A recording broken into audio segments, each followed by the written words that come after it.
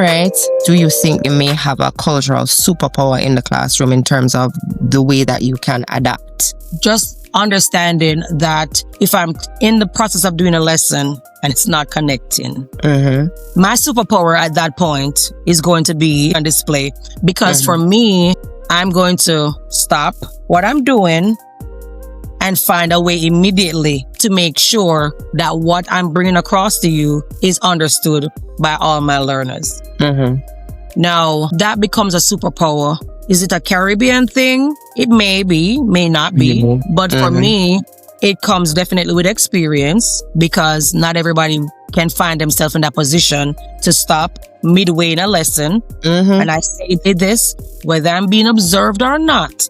If I am in front of my kids and that lesson ain't lessening, I'm going to switch and I'm going to do what I need to do to get to my kids. Lesson plan or not. Lesson plans are always prepared, by the way. It's a guide. But many a times, I can admit that yes, I've planned it, but it didn't feel right in the moment.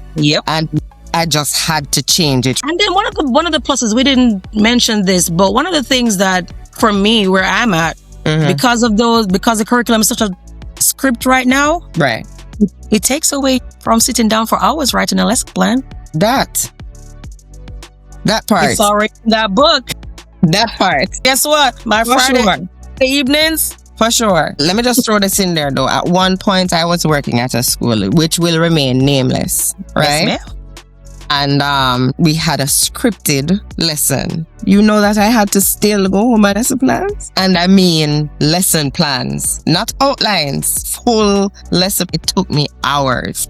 And I always said to myself, well, why would I need to write the plan if the plan is already, what is this plan for? You know, but I'm very happy I'm no longer in that situation. Let's just say that. Well, I'm going to smile because I've never experienced that. So I guess I'm one of the fortunate ones. Man, as I've heard stories, girl. You can call a spade a spade. That's like a power. You showing that you're in charge. So you sometimes it's not from district level, but you making up rules. Let's talk about some of the hurdles, if you had any, of being certified here. I know your process was a little bit different from mine. What was the process like for you? So obviously we had our qualifications to come in. When I got off the program, you had to obviously get a license to be able to continue teaching. Because came on the program, you know, you got that 3-year window where you're able to teach. I had to do foundations of reading. That's a test that you had to do to be able to add to having your license. And then I had to do, I don't remember the name of the math test that we did, but it was a reading and a math test. Now, we've heard stories about, you know, teachers who, after coming out of the program, you have difficulties doing that. Yes, it's real. If you are able to sit down and talk with a friend who comes here and come off that program, those tests were not free either. You had to pay to get them done.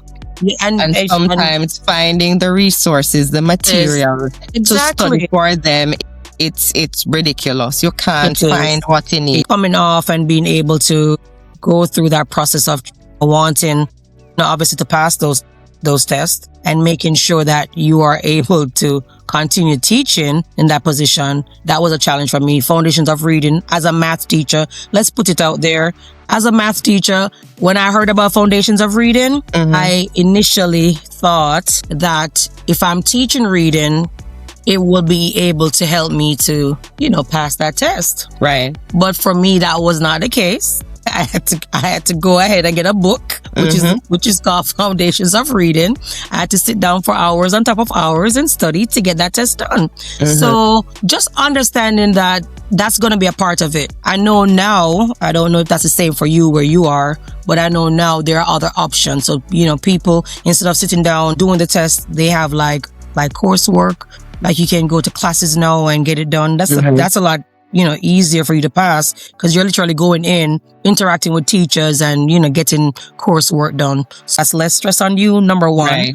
Right. And you're guaranteed to pass. To add though, that was a struggle for you at the time and it has changed. Yes. I don't want anybody to feel as if because we're saying no, it's easier, that by the time they get here, it will be as easy. It will be.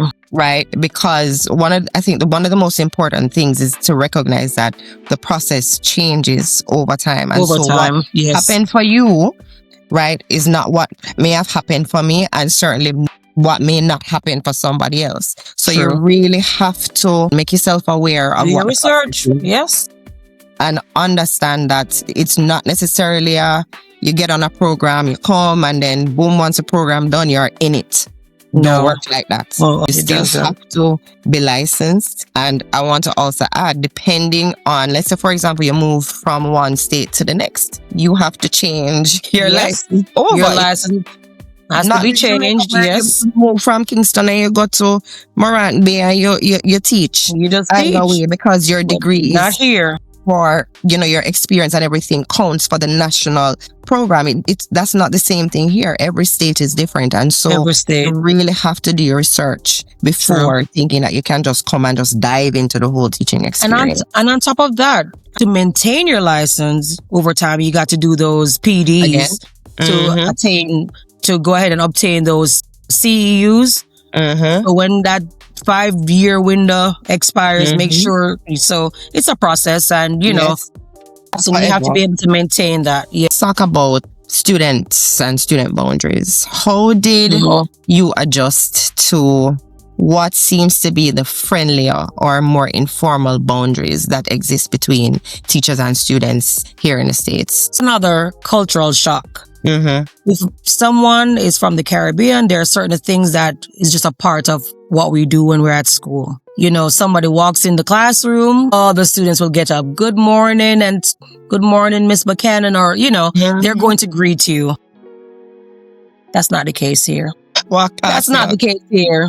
Maybe there are parts of this country that there are teachers who may be experiencing a little bit of what we would have gotten in Jamaica. But where I am at, I have never experienced anything like that. So one of the things that is an adjustment and that interaction piece with students, that they will just come in the room and you'll be standing there and they will just walk to their seat without saying good morning. So that part you have to understand. Do I accept that? Because, it's a cultural thing too.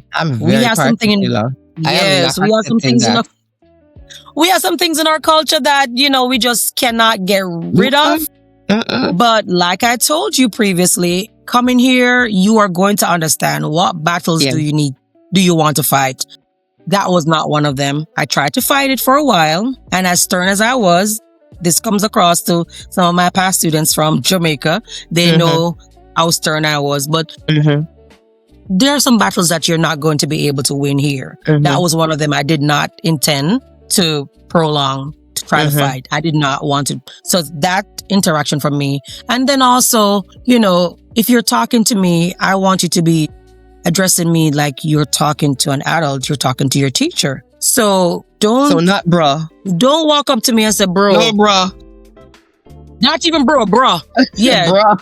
Who you talking to? That's one battle that I am not going to lose, because you are not going to call me bro.